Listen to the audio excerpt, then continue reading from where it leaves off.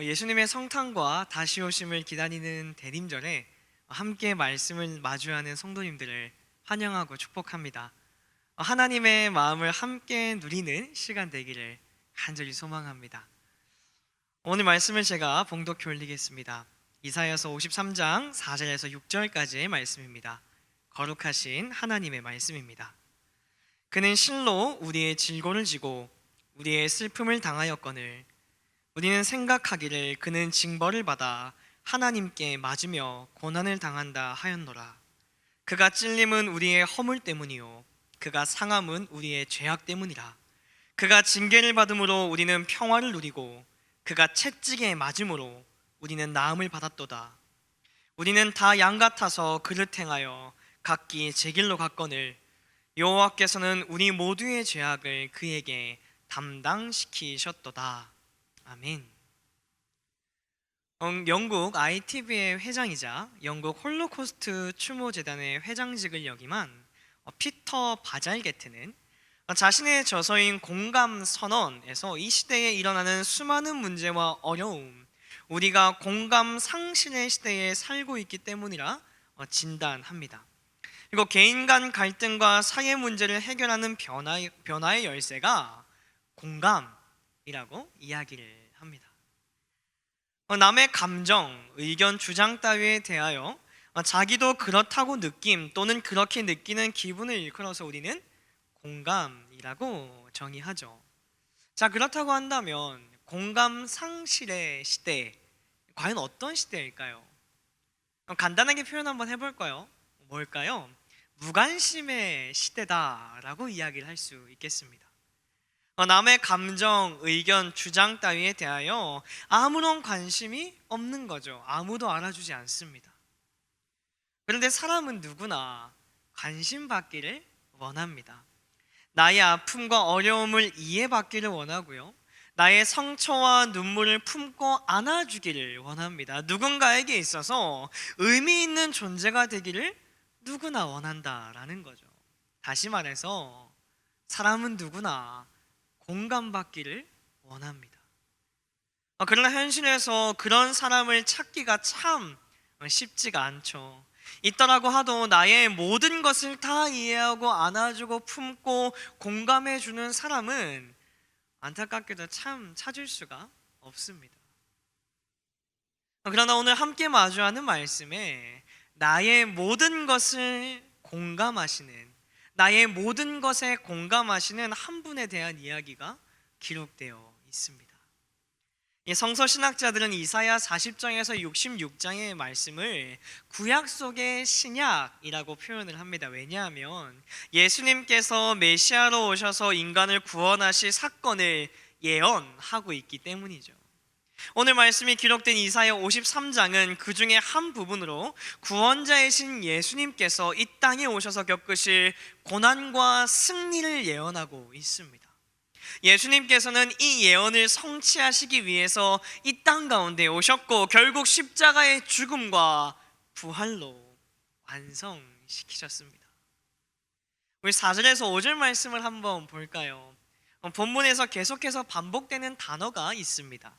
우리의 질고를 지고 우리의 슬픔을 당하였거늘 우리는 생각하기를 우리의 허물 때문이요 우리의 죄악 때문이라. 우리는 평화를 누리고 우리는 나음을 받았도다. 자, 우리라고 하는 단어가 몇 번 반복되는지 발견하셨나요? 네, 7번입니다. 7번이나 반복이 돼요. 예수님께서는 우리 때문에 십자가를 지셨습니다. 다른 이유가 없습니다. 예수님께서 이 땅에 오신 이유는 명확합니다. 누구 때문? 바로 저와 여러분들, 이 땅을 살아가는 우리들 때문이다라는 거예요. 예수님은 아무런 죄가 없으신 분이셨습니다. 흉악한 범죄를 저지른 것도 아니었고 누구에게 금전적인 손실을 입히신 적도 없습니다. 세상에서 누구보다 정결하시고 깨끗하신 분이 바로 예수님이셨습니다. 그런 그분이 십자가에서 돌아가셔야만 했던 거예요. 십자가에서 온갖 수모와 멸시와 천대를 받고 고통 당하셔야만 했습니다. 누구 때문에요? 오늘을 살아가는 저와 여러분들 때문에, 이 땅을 살아가는 모든 사람들 때문에, 다시 말해서 바로 우리 때문에 이런 아픔을 겪으셔야만 했다라는 거죠. 예수님께서는 왜 이 땅으로 오셨을까요? 왜 굳이 하늘 보자 다 버리고 낮고 낮은 곳으로 아픔과 미움과 시기와 질투와 두려움과 고통과 관한과 아픔, 눈물이 있는 이곳으로 예수님이 오셔야만 했을까요? 이어진 6절 말씀을 함께 읽어보도록 하겠습니다. 우리는 다 양 같아서 그릇 행하여 각기 제 길로 갔거늘 여호와께서는 우리 모두의 죄악을 그에게 담당시키셨도다. 아멘. 구약 시대에 죄를 지은 사람이 죄 사함을 받으려면 흠 없는 수송아지나 어린 양, 암염소 등을 속죄제로 드려야만 했습니다. 다른 방법이 없었습니다. 반드시 속죄제를 드려야만 했습니다. 자신을 대신하여 죄의 대가를 치러야 하는 예물이 필요했다라는 거예요. 자, 오늘 살아가는 우리도 마찬가지입니다. 죄인된 우리가 구원받기 위해서는 생명이 필요합니다. 그리고 그 생명은 아무런 흠도 없는 깨끗하고 구별된 분이셔야만 했습니다. 구별되며 거룩한 분이시지만 우리의 모든 것을 함께 누리며 공감하시는 분이셔야만 했어요. 참 인간이지만 참 하나님이신 분이셔야만 했다라는 거예요. 그래서 예수님께서 이 땅 가운데 오신 거예요. 우리가 받아야 할 고통을 대신 받고 우리가 겪어야 할 슬픔을 대신 겪으셨습니다. 우리의 허물 때문에 찔림을 당하셨고 우리의 악함 때문에 상처를 받으셔야만 했던 거예요. 이런 예수님의 삶을 축약하면 끝이 없는 사랑입니다. 자신의 생명까지 내어주며 공감하시는 분, 그분이 바로 예수님이셨어요. 이 예수님의 공감은 사람을 살리셨습니다. 죄로부터 자유하게 하셨고 영원한 죽음을 영원한 생명으로 바꾸셨어요. 그 은혜로, 그 사랑으로 오늘 우리가 살게 된 것입니다. 이 땅을 살아가는 모든 사람이 끝내 희망해야 할 것이 바로 예수 그리스도의 공감, 십자가, 사랑.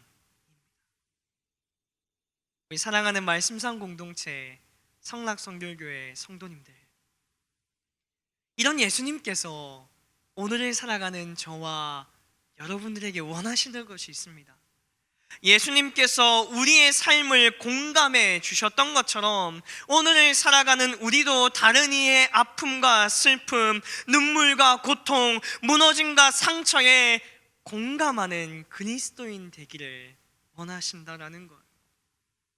우리가 그렇게 살아간다면 공감 상실의 시대, 무관심의 시대를 살아가며 사랑받기 원하고 공감받기를 원하는 이 땅의 수많은 사람들에게 예수 그리스도의 공감, 십자가, 사랑을 삶으로 증거할 수 있는 작은 예수로 세워지게 될 것입니다.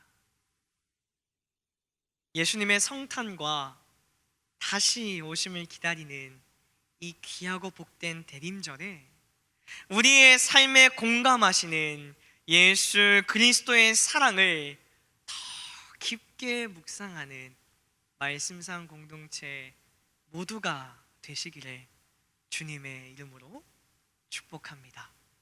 기도하겠습니다. 모든 사람이 끝내 희망해야 할 것은 오직 예수 그리스도의 공감, 십자가 사랑임을 기억하며 삶으로 살아내는 그리스도인 되게 하옵소서. 우리의 모든 상황과 환경에 공감하시는 예수님의 이름으로 기도드립니다. 아멘.